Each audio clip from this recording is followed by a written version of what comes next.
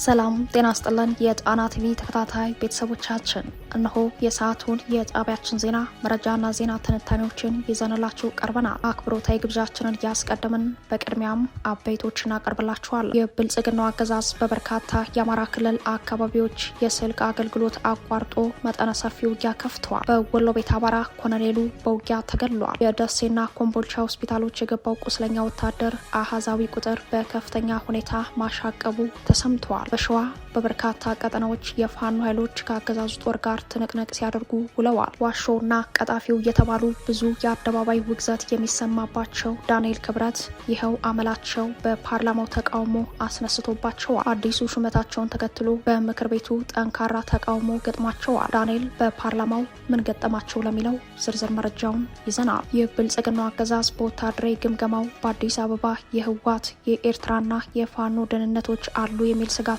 ማስቀመጡን ተከትሎ የወጣቶች የጅምላ ፈሳ ዳግም ተቀስቅሷል። ከመቀሌ አዲስ አበባ የገቡ የትግራይ ተወላጆች መታሰራቸው ተሰምተዋል። እስሩ ከሰሞኑ ግጭት ጋር ተያይዟል። አብራችሁን ስትዘልቁ ትሰሙታላችሁ። የቱርኩ ፕሬዝዳንት ከግብጽ አቻቸው ጋር በካይሮ መክረዋል። በሌላ በኩል የቱርክ ጀት ሶማሊያ መግባቱ ተረጋግጧል። አፍሪካ ቀንድ ወታደራዊ ትብብርን ማዕከል ያደረጉ ፍክክሮች ተጠናክረው ቀጥለዋል። ሀርጌሳና ቴልአቪቭ በወታደራዊ ደህንነት ጉዳዮች አብሮ ለመስራት ከመስማማታቸው ባሻገር እስራኤል በበርበራ ወደብ ሚስጥራዊ ወታደራዊ የጦር ሰፈር መገንባቷን የሚጠቁም መረጃ መውጣቱ የአንካራን በሞቃዲሾ ላይ ወታደራዊ ትብብር መጠናከር የፍክክሩ ዋነኛ ገጽታ አድርጎት በመታየት ላይ ነው። የመረጥንላችሁ ቀጠናዊ ዜና ትንታኔያችን ነው። እነዚህንና ሌሎችን ይዘናል። አሁን ወደ ዝርዝር መረጃዎቹ እናመራለን። አገዛዝ በበርካታ የአማራ ክልል አካባቢዎች የስልክ አገልግሎት አቋርጦ መጠነ ሰፊ ውጊያ ከፍተዋል። በወሎ ቤት አማራ ኮሎኔሉ በውጊያ ተገድለዋል። የደሴና ኮምቦልቻ ሆስፒታሎች የገባው ቁስለኛ ወታደር አሃዛዊ ቁጥር በከፍተኛ ሁኔታ ማሻቀቡ ተሰምተዋል። የብልጽግናው አገዛዝ በበርካታ የአማራ ቀጠናዎች ከከተሞችና ከወረዳ ማዕከላት ውጪ በበርካታ አካባቢዎች የኢንተርኔት የድምፅና የጽሁፍ መልእክት መቀያየሪያ የስልክ ግንኙነቶችን ያቋረጠ ሲሆን ከሸዋና ወሎ በተጨማሪ ከዛሬ ረፋድ ጀምሮ በጎጃም የአባይ ሸለቆ ቀጠናዎች፣ በጎንደር አለፋ ጣቁሳ፣ ጭልጋና ቋራ ቀጠናዎች አገልግሎቱ መቋረጡ ተሰምተዋል። እንደ መረጃው የብልጽግናው አገዛዝ ፋኖ በሚያስተዳድራቸው በበርካታ ቦታዎች የኔትወርክና የኢንተርኔት አገልግሎት ሙሉ በሙሉ አቋርጧል። በወሎና ሸዋ ሰማይ ከ4 በላይ ለውጊያ ድጋፍ የተሰማሩ የጦር ሄሊኮፕተሮች መመልከታቸውን የገለጹት የዓይን እማኞች በበኩላቸው በስልክ አገልግሎት መቋረጥ የተደናገጡ አቅማቸው የፈቀደ ሰዎች ወደ ዞን ከተሞችና የወረዳ ማዕከላት በመሸሽ ላይ መሆናቸውን ገልጸዋል።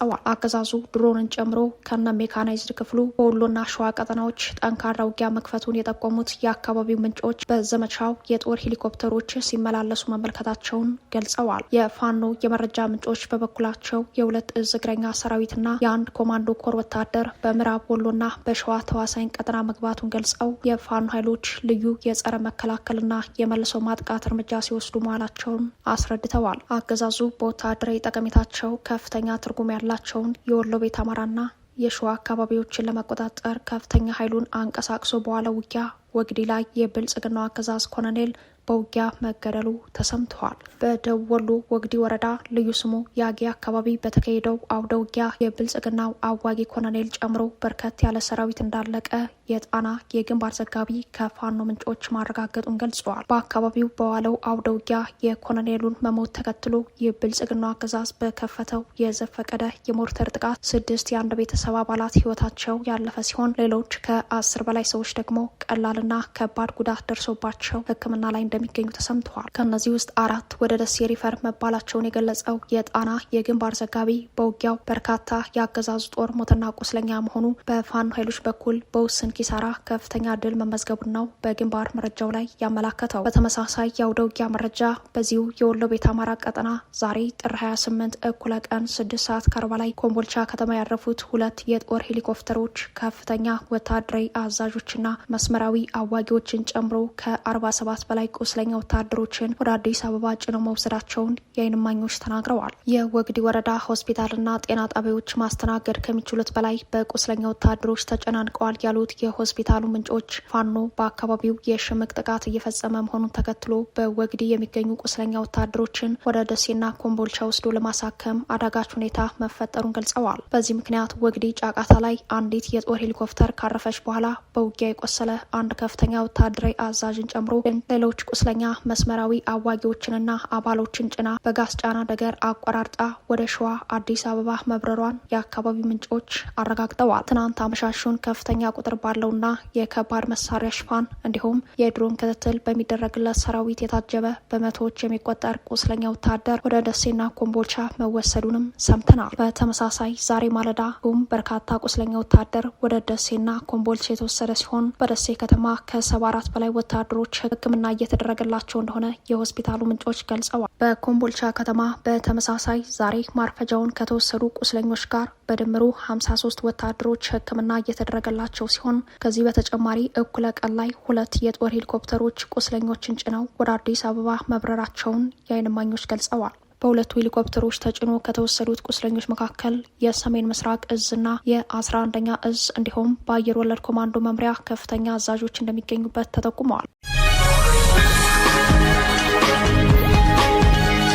ዋሾውና ቀጣፊው እየተባሉ ብዙ የአደባባይ ውግዘት የሚሰማባቸው ዳንኤል ክብረት ይኸው አመላቸው በፓርላማው ተቃውሞ አስነስቶባቸዋል። አዲሱ ሹመታቸውንም ተከትሎ በምክር ቤቱ ጠንካራ ተቃውሞ ገጥሟቸዋል። የጠቅላይ ሚኒስተሩ የማህበራዊ ጉዳዮች አማካሪ ሚኒስተር የሆኑት ዳንኤል ክብረት ባለቃቸው በኩል ተጨማሪ ሹመት ተሰጥቷቸዋል። ዳንኤል ከዚህ ቀደም ለገሰ ቱሉ ይዘውት የነበረውን የኢቢሲ የቦርድ ሰብሳቢነት በመተካት ሹመታቸው እንዲጸድቅ ወደ ፓርላማ በተመራበት በዛሬው ዕለት ጠንከር ያለ ተቃውሞ የገጠማቸው ከዶክተር ደሳለኝ ጫኔ ነው። የብልጽግናውን ፓርላማ በሕግና የአሰራር መመሪያ እንዲሁም በሞራል ተጠየቆች በመሞገት የሚታወቁት ደሳለኝ ዳንኤልን የጥላቻ ማሽን፣ የጦርነት ፕሮፓጋንዲስት መሆናቸውን በመጥቀስ ነው ሹመቱ ላይ ተቃውሟቸውን ያሰሙት። አንደኛ የተከበሩ አቶ ዳንኤል ክብረት የሃይማኖት መምህር ሆነው ረዥም ጊዜ የምናውቃቸው ናቸው። ለአንዳንዶቻችን በወጣትነት ጊዜያችን ጽሑፋቸውን እያነበብነ የተማርንባቸው እንዳሪያ ብንቆጥራቸው የነበሩ ሰው ናቸው።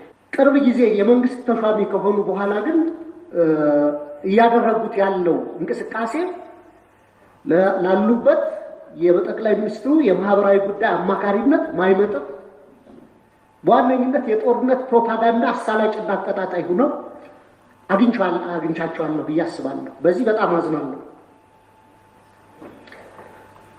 ይህ ጉዳይ ባይዘወይ የእኔ ጀጅመንት ብቻ ሳይሆን የአሜሪካ ስቴት ዲፓርትመንትም አደገኛና አሳሳቢ ፕሮፓጋንዳ የሚቀሰቅሱ ብሎ ከዚህ አይነት ድርጊታቸው እንዲታቀቡ ብሎ መግለጫ ያወጣባቸው ናቸው። እሱ ብቻ አይደለም። በሰሜኑ ጦርነት ወቅት ሁላችንም የነበርንበት አሰላለፍ ይታወቃል። በዛ ወቅት የቅድስት ኦርቶዶክስ ተዋሕዶ ፓትርያርክ የሆኑትን አረጋዊውን አባት ብፁዕ አባታችንን ለቤተ ክርስቲያን ለምእመኑ ድህነት፣ ለሀገር ደህንነት ስጋት ናቸው ብለው ከአንድ የሃይማኖት መምህር በማይጠበቅ ሁኔታ እኒህን አረጋዊ አባት ከፍ ዝቅ አድርገው በሚዲያ የተናገሩ ስለሆነ ደሳለኝ ወትሮንም ዋሾውና ቀጣፊው እየተባሉ ብዙ የአደባባይ ውግዘት የሚሰማባቸው ዳንኤል ክብረትን ጦረኛና ጥላቻ ሰባኪ መሆናቸውን በመጥቀስ ተቃውሞ ማሰማታቸውን ተከትሎ ሌላኛው የብልጽግና የፓርላማ አባል ለዳንኤል ድጋፍ ሲሰጡ ታይተዋል። ይህንን ተከትሎ በፓርላማው የተፈጠረው ተቃውሞ የስነ ስርዓት ጥያቄ ያስነሳ ሆኗል።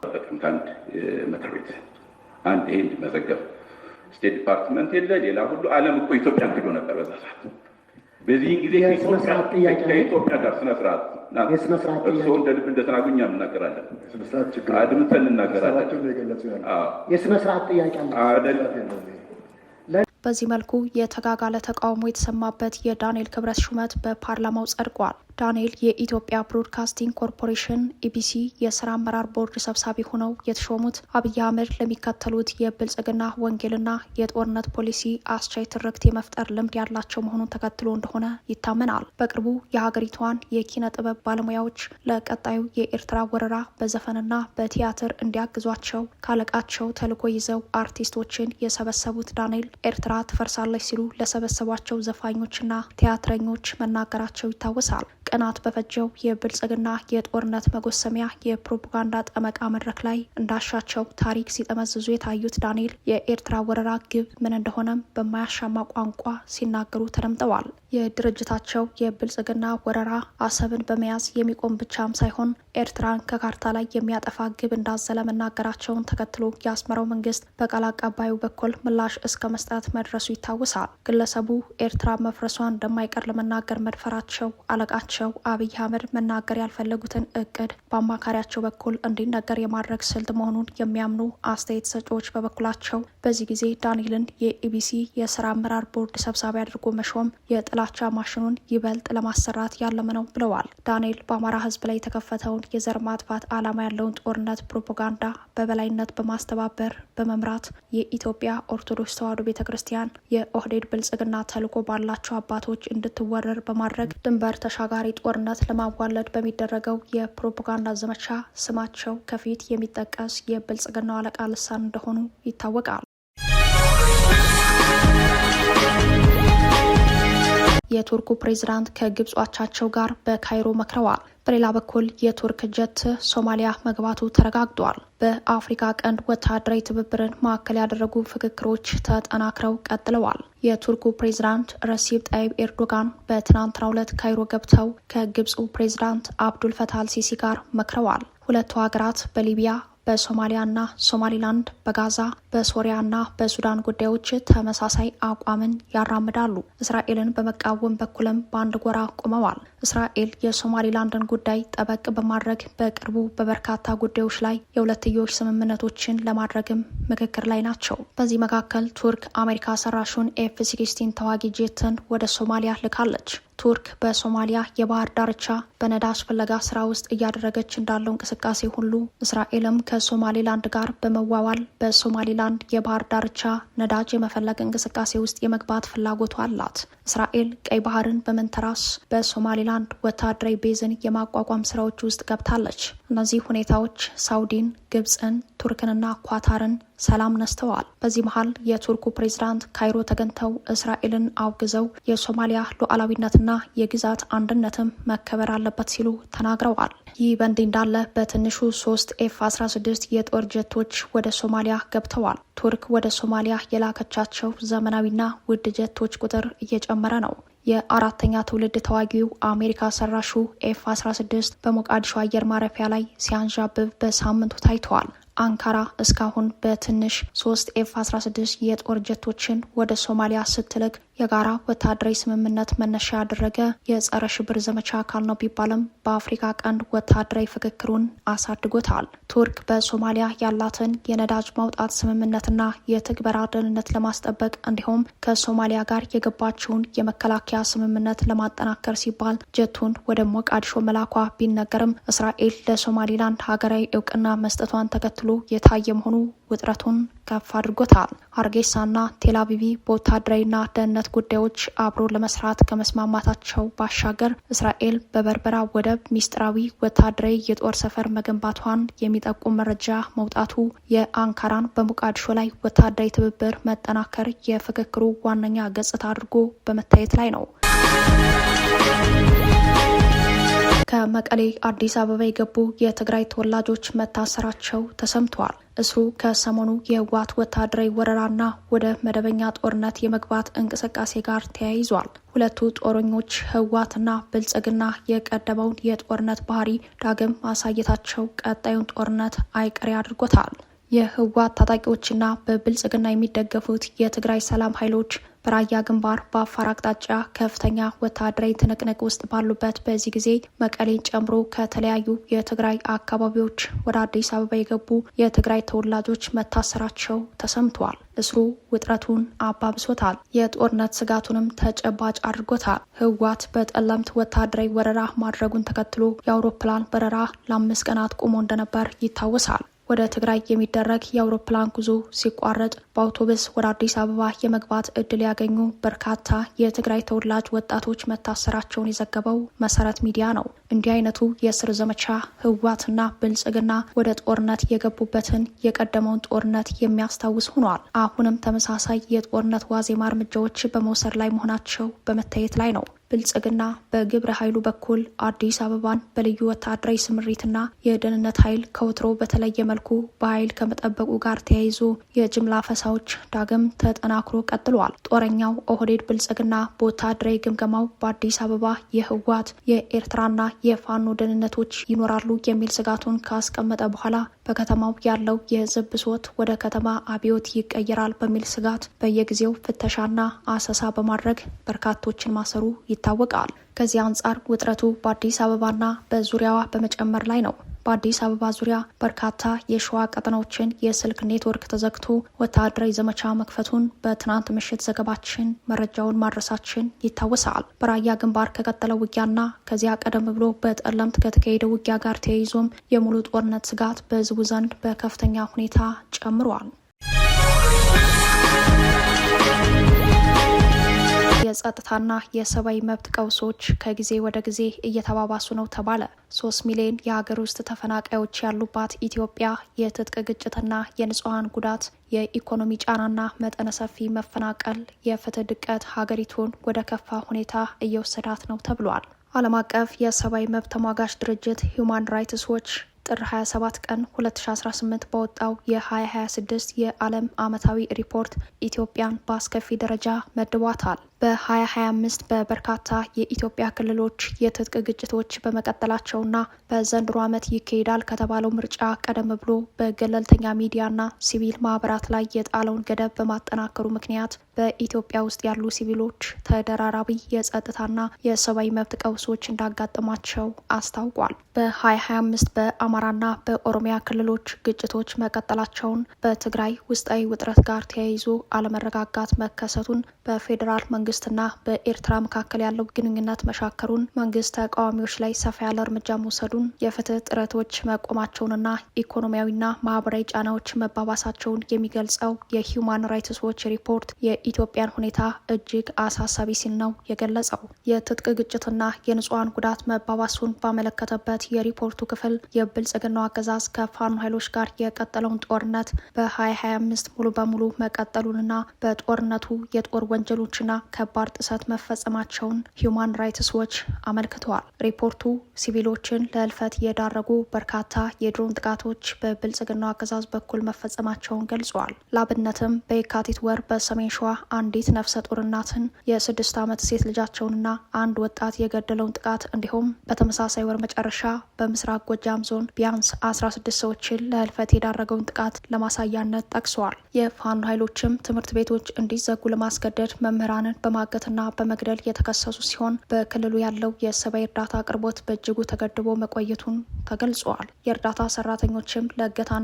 ለጥቃትና ሞት የተጋለጡ ሲሆን በነሐሴ ወር የኢትዮጵያ ቀይ መስቀል ማህበር ባልደረባ የሆኑት ሆነልኝ ፈንታሁን መታገታቸውና መገደላቸው በሪፖርቱ ተጠቅሷል። ሂዩማን ራይትስ ዎች በሌሎች አካባቢዎች በመንግስት ኃይሎችና በኦሮሞ ነጻነት ሰራዊት መካከል ያለው ግጭት እንዲሁም በታጠቁ ቡድኖች መካከል የሚደረጉ ውጊያዎች በኦሮሚያ ክልል ለሲቪሎች ሞት ምክንያት መሆናቸውን በሪፖርቱ ገልጿል። በሶማሊያ ክልል በደዋሌ አካባቢ በተከሰተ ብሔር ተኮር ግጭት በደርዘን የሚቆጠሩ ሰዎች ሲገደሉና ሲቆስሉ፣ በኦሮሚያና በቤንሻንጉል ጉሙዝ ድንበር አካባቢዎች አገርሽቶ በነበረ ግጭት ከ11 ሺህ በላይ ሰዎች ተፈናቅለዋል ሲልም አክሏል። ሂዩማን ራይትስ ዎች በ2025 የገለልተኛ ሲቪክ ማህበራት ምህዳር ጠባብ እየሆነ መምጣቱንም ገልጿል። ባለስልጣናት የመብት ተሟጋቾችን በማንገላታትና በማስፈራራት በርካቶች እንዲሰደዱ ማድረጋቸውን የገለጸው ሪፖርቱ ታዋቂ የሆኑ የሲቪክ ማህበራትም በፖለቲካዊ ምክንያት እንዲታገዱ ተደርጓል ብሏል። ጋዜጠኞችና የመገናኛ ብዙሃን ተቋማትም የከፋ ጫና አጋጥሟቸዋል ያለው ሂዩማን ራይትስ ዎች የዘፈቀደ እስርን፣ በዜና ክፍሎች ላይ ፍተሻዎችና አፈናዎች መፈጸማቸውን ገልጿል። ሪፖርቱ ኢትዮጵያውያን በዋጋ ግሽበት፣ በዕዳ ሽግሽግና በአይኤምኤፍ በሚደገፉ ሪፎርሞች ምክንያት የከፋ ኢኮኖሚያዊና ማህበራዊ ችግር ውስጥ መውደቃቸውን አመላክቷል። በክፍያና በስራ ሁኔታዎች ምክንያት አድማ ያደረጉ የጤና ባለሙያዎች መታሰራቸውን፣ ዛቻ እንደደረሰባቸው እንዲሁም ክስ እንደተመሰረተባቸው ያስረዳው ሪፖርቱ በተጨማሪም የአዲስ አበባ የኮሪደር ልማትን ጨምሮ መጠነ ሰፊ የከተማ ልማት ፕሮጀክቶች በአዲስ አበባና በሌሎች ከተሞች ያለበቂ ምክክርና ካሳ ለዜጎች አስገዳጅ መፈናቀል ምክንያት መሆናቸውን ገልጿል። እስከ 2025 አጋማሽ ድረስ በመላ ሀገሪቱ 3.3 ሚሊዮን ገደማ ሰዎች በሀገር ውስጥ ተፈናቅለው የሚገኙ ሲሆን ኢትዮጵያ ከ1 ሚሊዮን በላይ ስደተኞችን ብታስተናግድም የገንዘብ እጥረትና ቀጠናዊ አለመረጋጋት በተለይም ከደቡብ ሱዳን ለሚገቡ አዳዲስ ስደተኞች የሚደረገውን ጥበቃ አዳክሞታል ተብሏል። ሂዩማን ራይትስ ዎች በማጠቃለያው እንዳሰፈረው ቀደም ሲልም ሆነ አሁን ለተፈጸሙ ጥሰቶች ትርጉም ያለው ተጠያቂነትን ማረጋገጥ አሁንም አስቸጋሪ ሆኖ ቀጥሏል። የዓለም አቀፍ የሰብአዊ መብት ስርዓት እየተዳከመ ባለበት ወቅት የኢትዮጵያ ተግዳሮቶች እየተባባሱ መሆናቸውን ያስጠነቀቀው ሪፖርቱ ለተጠያቂነትና ለመሰረታዊ ነጻነቶች አዲስ ዓለም አቀፍ የሀገር ውስጥ ቁርጠኝነት እንዲኖር አሳስበዋል። ክቡራትና ክቡራን ቤተሰቦቻችን ለሰዓቱ የተሰናዱት መረጃዎቻችን የተከታተሏችኋቸውን ይመስሉ ነበር። አብራችሁን ስለቆያችሁ ልባዊ ምስጋናችን ይድረሳችሁ እያለን የጣና ቲቪ ወቅታዊ ዜናዎች፣ ትንታኔዎችና ልዩ ልዩ ፕሮግራሞች እንዲደርሷችሁ ቻናላችን ሰብስክራይብ በማድረግ ቤተሰብ ይሁኑ። በተሳትፎ የትግል ሚዲያው እንዲያጠናክሩ ጥሪያችን እናቀርባለን። ጣና ቲቪ ከሀቅ ጋር